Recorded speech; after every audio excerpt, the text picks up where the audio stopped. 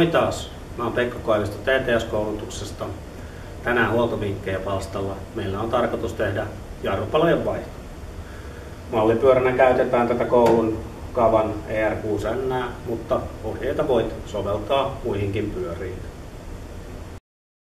Tässä huoltotyössä käytetyt työkalut: 6 mm kuusiokoloavain sekä hylsynä että T-kahvaisena, räikkäväänin, kärkipihdit, suuri talttapääruuvimeisseli, momenttiavain ja korjaamokemikaaleista kierrelukite, kuparirasva, jarrujen puhdistaja. Kohteena meillä on takajarrupalat, mutta sama toimii myös etupaloihin. Käytännössä etujarrupalat on useasti myös hieman helpompi vaihtaa. Tässä pyörässä päästään siinä mielessä aika vähällä, että takapyörää ei tarvitse irrottaa, vaan jarrusatula lähtee näillä 2 kuusiokolopuutilla irti. Joissain pyörissä joutuu irrottamaan ensin takapyörän ennen kuin jarrusatula saa pois ja pääsee niihin paloihin käsiksi. 6 mm kuusiokoloavain. Nämä on useasti sen verran tiukassa, että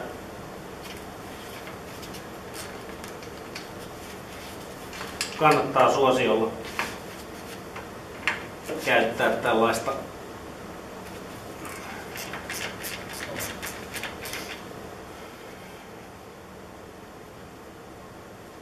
räikkävääntimeen tulevaa hylsyä.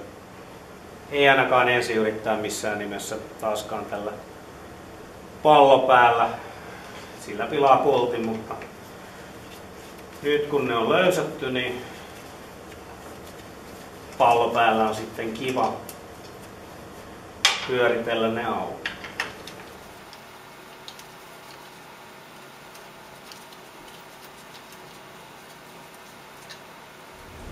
Laitetaan pultit huolellisesti talteen.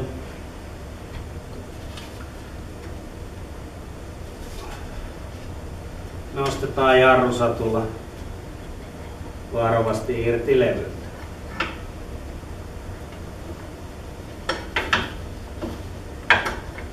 Jarrusatulla ei suositella jätettäväksi jarruletkun varaan roikkumaan tällä tavalla, vaan tuetaan se johonkin pyörässä tai sitten laitetaan nippuside tai koukku tai joku muu, jos se tarvitsee jättää lepäämään. Se ei tee tuolle letkulle hyvää, jos sitä painoa siinä roikotetaan.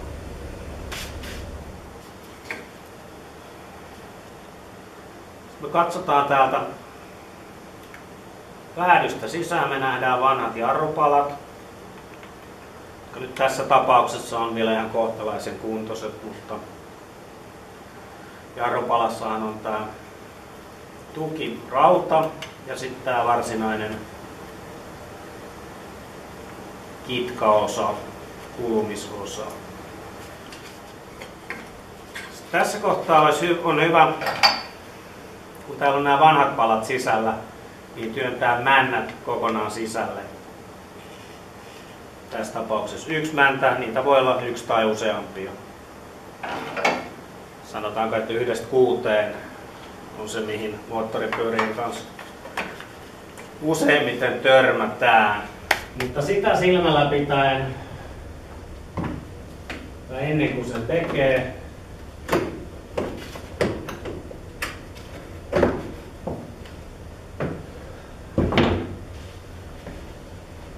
on ihan viisasta kurkasta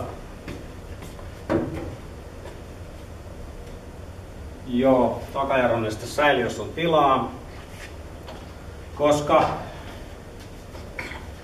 palat kun kuluu, niin sitten lähtökohtaisesti mäntä on enemmän ulkona, jolloin nestepinta vajautuu hieman jarrun säiliössä. Tällöin saattaa olla, että joku on sinne lisännyt nestettä ja laittanut ehkä vähän liikaa. Ja jos me tässä kohtaa työnnetään palojen avulla mäntä kokonaan sisälle, niin on hyvin mahdollista, että saadaan jarrunestesäiliöstä nesteet pihalle. Männän painamiseen sisään on omia työkalujaan, mutta nämä moottoripyörien männät on yleensä niin herkkiä liikkumaan ja sen verran kevyt rakenteisia, että kaikkein helpoiten nämä menee kotikonstilla, kun on iso talttapää ruuvimeisseli. Se tuonne vanhojen palojen väliin ja sitten vaan väännellään, painetaan se mäntä sinne sisään. Hyvin liikkuu.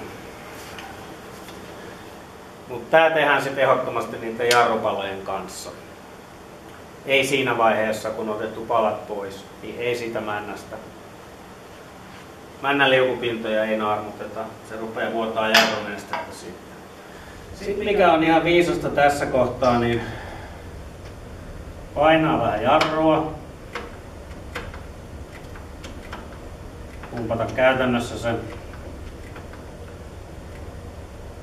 palat vastakkain, niin nähdään, että se mäntä tulee tasaisesti. Liikkuu tasaisesti täällä. Me nähdään, että mäntä on sen verran likainen. Tässä kohtaa on ihan hyvä jo vähän putsata sitä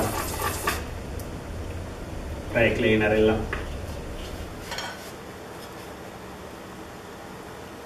Sitten taas painellaan se mäntä sinne sisään. Äsken me todettiin, että se liikkuu mukavasti.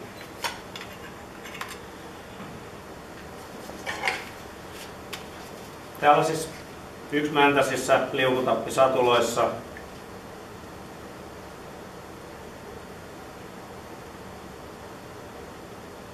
perusajatus on se, että nesteen voima tuolta painaa mäntää ulospäin, jolloin mäntä työntää tätä palaa. Tämä pala on täällä kiinteästi paikallaan. Silloin tämän palan jarrulevyn aiheuttama voima vetää tätä satulaa tässä liukutapissa hieman sivulle päin, jolloin käytännössä molemmat palat sitten puristaa levyä. Tässä kohtaa kannattaa samalla tarkastaa se, että nämä liukutappien kumit, suojakumit on ehjät. On. Ja satula liikkuu siinä herkästi ja mukavasti. Sitten useasti näissä on suunnilleen tämän tapainen rakenne, että siellä on tappi, joka menee läpi molemmista paloista.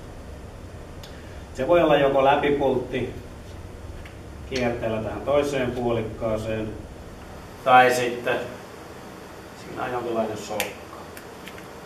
Tässä tapauksessa näyttäisi olevan sokka.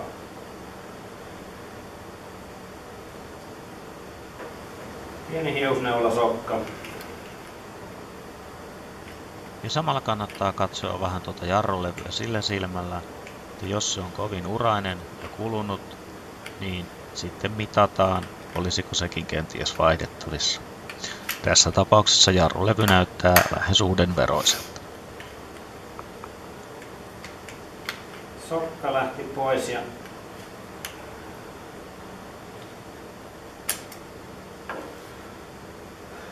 lukitustappi siinä mukana. Sen jälkeen meillä toinen pala jää roikkumaan tähän toiseen liukutapin päähän.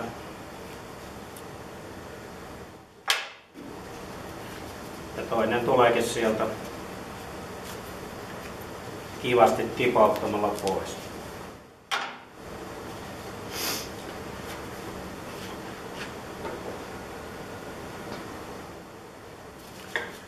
Me nähdään toi männän pääty.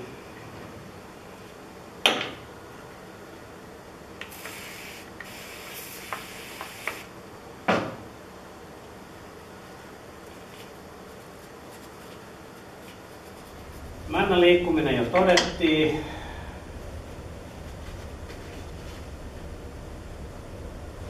Puhtaus on riittävä. Otetaan uudet palat.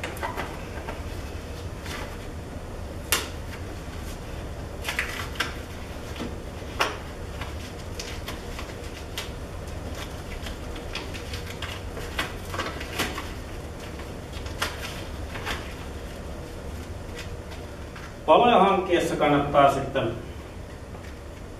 vähän miettiä, että mitä ostaa. Paloja on erilaisia eri käyttötarkoituksia. Jos esimerkiksi ajaa tämän tyyppisellä pyörällä normaalia arkiajoa, niin ei ehkä kannata ostaa semmosia äärimmäiseen ratakäyttöön suunniteltuja paloja, jotka toimii hyvin vasta sit, kun ne saavuttaa tietyn lämpötilan. Miettii sen oman käytön kannalta. Sitten nämä hakeutuu tänne oikeastaan nämä uudet palat aika selkeästi oikeille paikoille.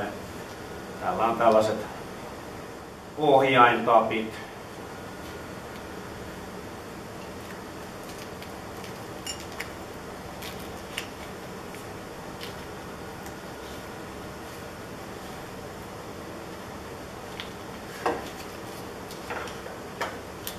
Jarrujen liikkuvissa osissahan on perinteisesti käytetty kuparitahnaa. Esim. Näissä liukutapeissa. Ja tässä sokkatapissa. Mä en oikeastaan suosi sitä itse, koska mun kokemusten mukaan sitä tulee helposti laitettua vähän liikaa. Ja sitten se ennemminkin kerää taas sitä ulkopuolista hiekkaa ja pölyä itseensä, jolloin siitä on enemmän haittaa kuin hyötyä. Mä tykkään tämmöisestä kuparipohjaisesta sprayrasvasta.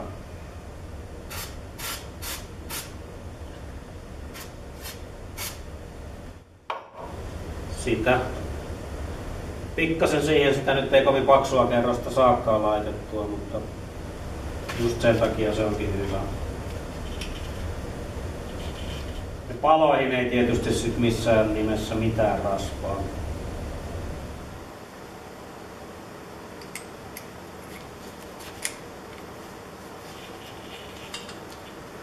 Painetaan sokka paikalleen ja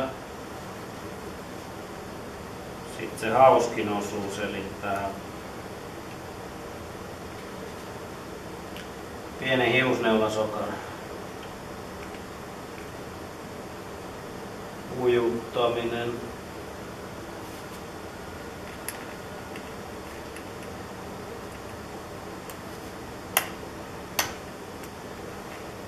Noin.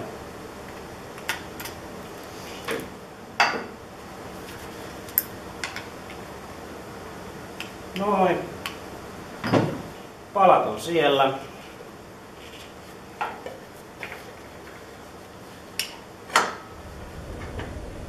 Ja nämä pultit on sitten sellaiset, että niiden on syytä pysyä ihan aikuisten oikeasti kiinni. Niin Kavan korjaamokäsikirjassakin oli niin mainittu, että ja näkee, että näissä vanhoissa on ollut niin pikkasen kierrelukit, että sitä ei tarvitse tuohon pultin kärkeen kuin tuommoinen ihan pieni tippa. Se kyllä leviää sieltä sitten siihen kierteeseen.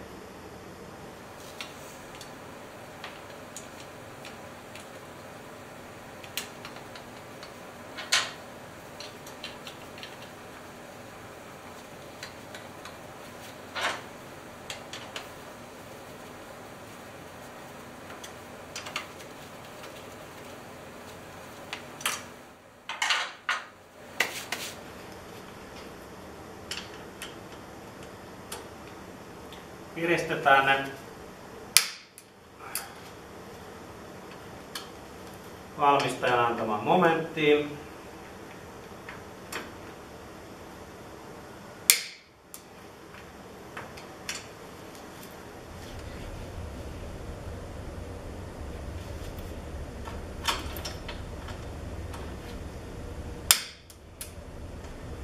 Jos nyt tulee vähän tiukempaa, niin mä mielellään teen sen 2 erässä. Tulee sellainen tasaisempi kiristys. Se on vaan sellainen opittu tapa. Tässä kohtaa momentti oli 38 Nm, mutta katsotaan se sieltä oman pyörän tiedoista.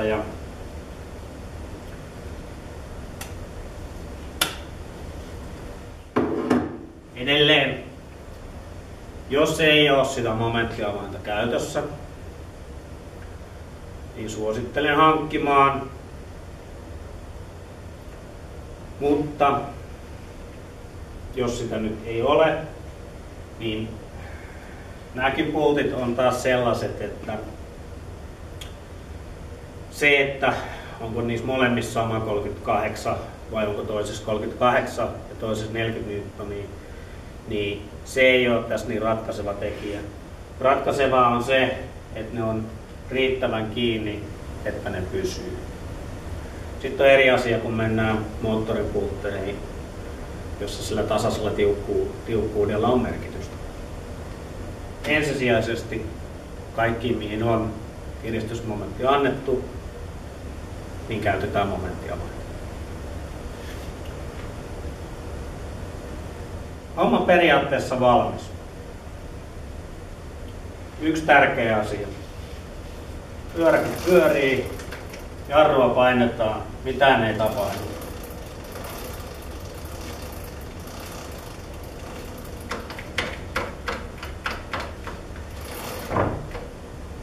Aina kun vaihdat jarrupaloja, muista pumpata joko polkimesta tai sit kahvasta, kumpaa päätä nyt huolatkaan, muista pumpata palojen vaihdon jälkeen. Löysät pois.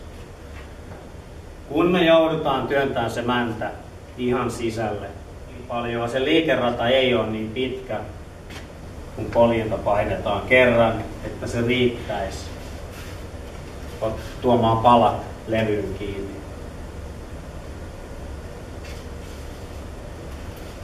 Pari-kolme painallusta oli tässäkin äsken, niin sit se rupesi ottaa kiinni. Muista aina pumpata jarru. Okei. Tää ei ollut tän kummempi homma. Puhtaus ja tarkkuus. Kiristysmomentit. Ohjekirjasta kannattaa lukasta, haluaako omistaja käytettäväksi lukitetta vai ei. Ja pumppaus. Sitten taas putsataan työkalut, roskat roskiin, jätteet lajitellaan ja ajamaan.